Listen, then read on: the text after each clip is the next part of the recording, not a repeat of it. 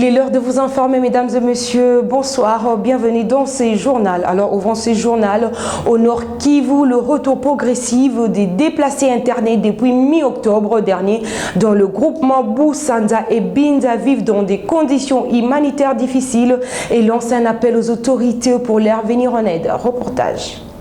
Certains villages des groupements Boussanda et Binza en territoire de Rutshuru au Nord Kivu enregistrent un retour progressif des déplacés internes depuis mi-octobre dernier. Ces déplacés décident de retourner dans leur village n'ayant pas le moyen de survie. Les villages de Kiziza, Babaya, Kikunga et Kassav sont les premiers à avoir reçu ces retournés qui vivent dans des conditions humanitaires aussi difficiles. Ils ont rencontré leurs champs dévastés, aucun espoir de trouver la nourriture, pas d'assistance humanitaire. Les soins de santé primaires n'existent presque plus car les structures de santé ont suspendu leurs activités suite à l'instabilité sécuritaire. Ces retournés appellent les organisations humanitaires œuvrant dans les secteurs de la santé d'appuyer leurs structures sanitaires pour leur permettre d'accéder aux soins de santé. Ils invitent également les organisations humanitaires à leur venir en aide, en vivre et non vivre car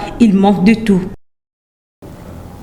À l'est de la République démocratique du Congo, l'Union européenne note un décalage entre l'initiative diplomatique et la réalité sur le terrain pour le retour d'une paix durable, tout en insistant sur le respect du cessez-le-feu. Reportage. Conformément à sa mission de promotion de la paix, de la stabilité et de la sécurité dans la région des Grands Lacs, notamment à travers les soutiens aux efforts de médiation, à l'aide humanitaire et au développement durable, le représentant spécial de l'Union européenne pour la région des Grands Lacs, l'ambassadeur John Bonkestam, vient d'achever sa 7e mission en République démocratique du Congo. À l'issue de cette mission, après plusieurs échanges avec les autorités congolaises, une évaluation de la situation sur le terrain, le diplomate européen a déclaré avoir constaté un décalage entre les initiatives diplomatiques en cours et la réalité sur le terrain. Malgré cette situation, il a réaffirmé les soutiens de l'Union européenne au processus de Washington et de Doha, tout en insistant sur l'implication du médiateur de l'Union africaine. À en croire les diplomates européens, je retiens de toutes ces missions, c'est qu'il existe malheureusement un grand décalage entre les réalités diplomatiques et la situation sur terrain. Cela montre à quel point il est important que les objectifs des négociations se traduisent concrètement dans la réalité, a-t-il ajouté. Poursuivons ces journaux, le recrutement des magistrats revient sur la table alors que la coalition du M23FC a lancé une procédure visant la relance du secteur judiciaire dans les zones sous son contrôle dans l'est de la République démocratique du Congo. Suivez cet élément.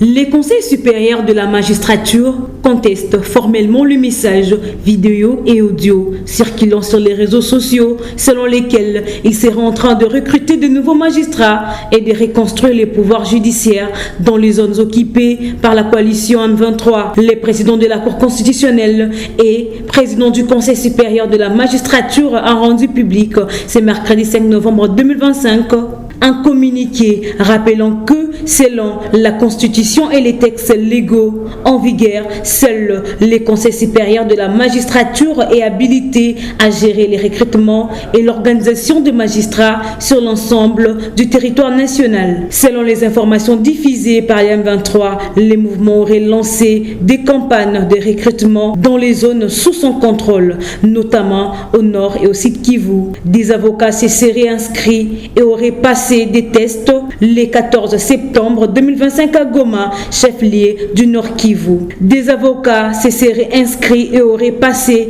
des tests le 14 septembre 2025 dernier à Goma, chef-lieu du Nord Kivu, avait publié une liste de 378 personnes ayant réussi ces tests. La monnaie est au centre du système économique et financier du pays. La mise en place d'une politique monétaire devait être soutenue par tous les intervenants. Suivez l'éditorial de Michel Pivoy, Télévision. La politique monétaire conjoncturelle mise en place par l'autorité monétaire visant à apprécier le franc congolais a manifesté des avancées dans les circuits économiques de Kinshasa. La monnaie nationale congolaise s'apprécie chez certains opérateurs économiques, mais d'autres préfèrent profiter de cette brèche pour spéculer et créer un doute chez les investisseurs avertis. Comment est-il possible que la monnaie nationale peut s'apprécier pendant que les niveaux de prix restent statiques? Pour éviter une inflation imminente, n'est-il pas important que le gouvernement central subventionne les pétroliers afin de réduire les prix de carburant à la pompe, connaissant que le carburant est un stimulus important qui joue un rôle crucial dans la fixation des prix de biens et services? Les avertis n'attendent que ça pour adapter les prix de leurs marchandises au taux de change actuel. Une politique expansionniste en régime de change flottant devrait avoir des avantages palpables non seulement sur la maîtrise des secousses inflationnistes, mais aussi sur la production nationale avec une incidence sur la balance commerciale. Il est donc important d'encourager l'autorité monétaire de poursuivre avec cette politique, mais en respectant tous les paramètres afin d'améliorer les agrégats macroéconomiques et toucher favorablement le panier de la ménagère. Arrêter brutalement cette politique est une décision dangereuse, sans doute, qui aura des effets boomerang aux conséquences incalculables. Poursuivons la journée internationale pour la prévention de l'environnement en temps de guerre est une journée consacrée pour veiller et protéger l'environnement naturel contre le dommage étendu, grave et durable. Le thème est la prévention de l'exploitation de l'environnement en temps de guerre et des conflits armés. Le secrétaire général des Nations Unies a souhaité faire connaître depuis que la guerre existe, l'environnement et les ressources naturelles sont des victimes silencieuses. Images et reportages.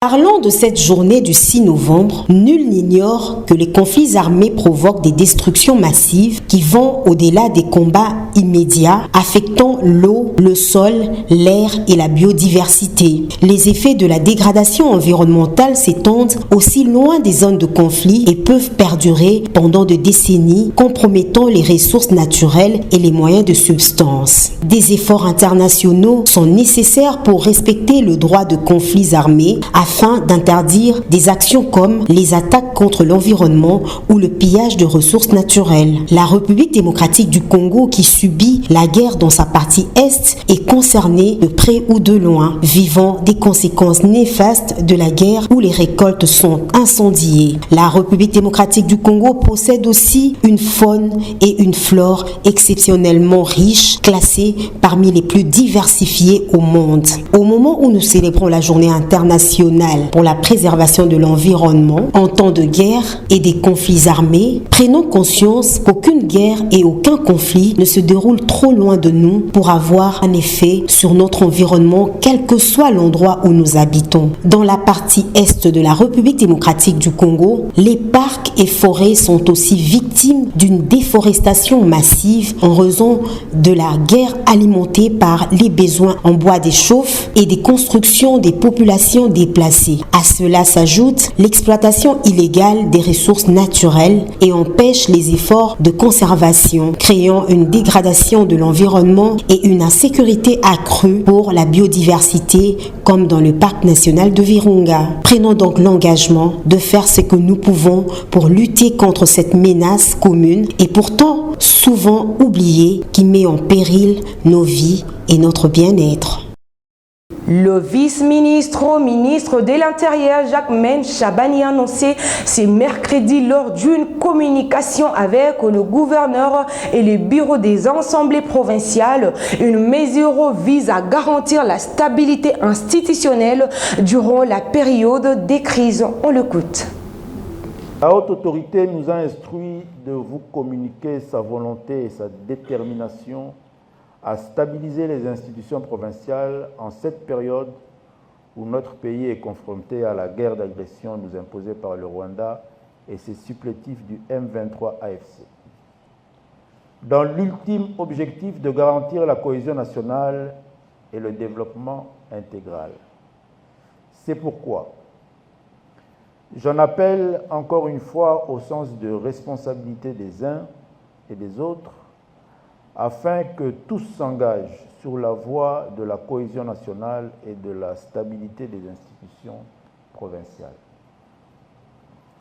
Les gouverneurs de province doivent s'engager dans une gestion orthodoxe et transparente des ressources et assurer une concertation permanente avec les bureaux des assemblées provinciales sur les grandes questions d'intérêt majeur.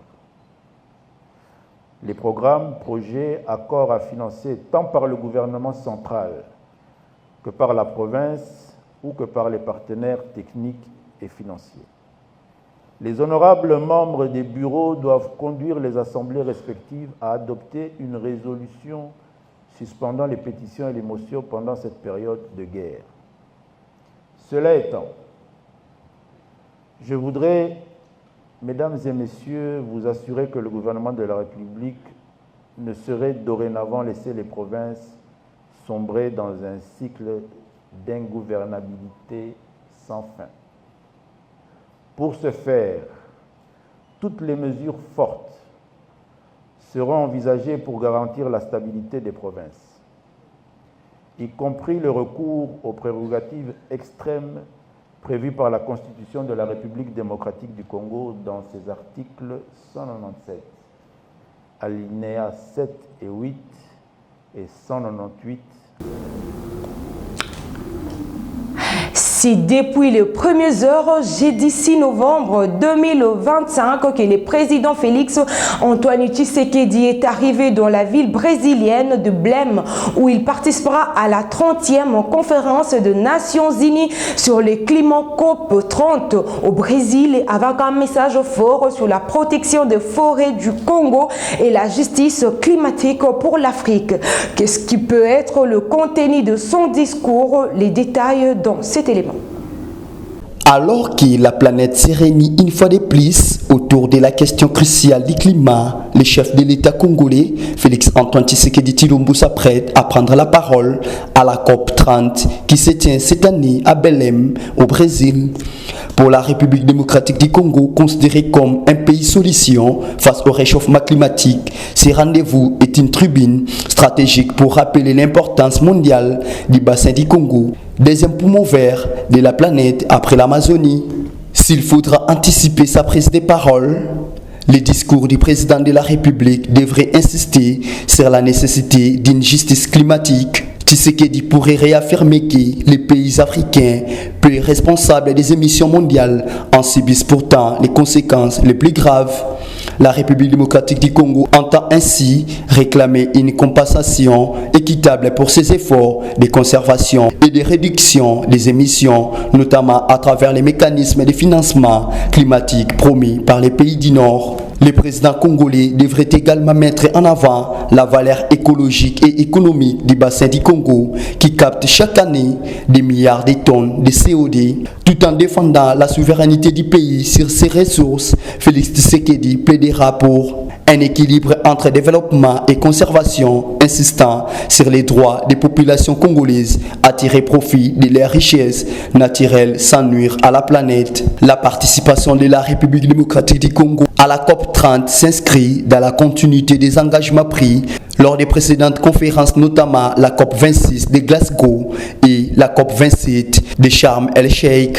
Kinshasa avait désormais se positionner comme un acteur clé de la diplomatie climatique africaine aux côtés du Brésil et de l'Indonésie dans le cadre de l'alliance des trois grands bassins forestiers tropicaux. Toutefois, plusieurs observateurs rappellent que la mise en œuvre concrète des politiques environnementales en République démocratique du Congo reste un défi. Déforestation, exploitation illégale du bois, pauvreté énergétique, autant de réalités que le gouvernement devra concilier avec ses ambitions internationales. Le discours de Tshisekedi sera donc attendu non seulement pour ses annonces, mais aussi pour les mesures concrètes qu'il proposera afin de traduire en actes les engagements climatiques du pays. Bouclons ces journaux avec cet élément après avoir répondu à la question d'actualité lui adressée par l'honorable Efambe Kambe, le gouverneur de la Banque centrale du Congo, André Ouamesso. Dans une interview accordée à la presse, éclaire la lenteur sur l'appréciation du franc congolais qui fraye la chronique. Il est au micro de Laurent Zaou. l'opinion retienne quelque chose, je voudrais d'abord qu'on puisse s'expliquer à nous-mêmes pourquoi une appréciation de notre monnaie nationale défraie la chronique. C'est une question fondamentale, parce que c'est notre monnaie, elle s'apprécie face aux devises étrangères, alors qu'elle s'est dépréciée il y a 2 ans environ de près de, si on regarde toute la période de dépréciation, de près de 45%. Ça n'a ému personne. Il n'y a pas eu de question d'actualité pour comprendre pourquoi notre population avait perdu 45% de son pouvoir d'achat.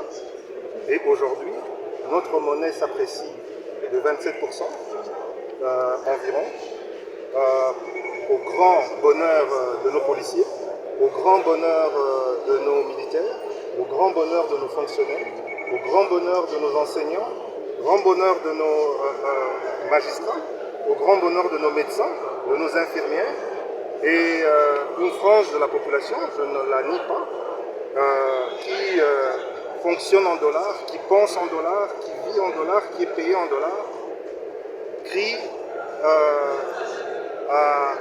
à la supercherie ou à l'injustice, alors que justement cette population qui touche en dollars a toujours bénéficié d'une certaine protection due à la dépréciation continue de notre monnaie.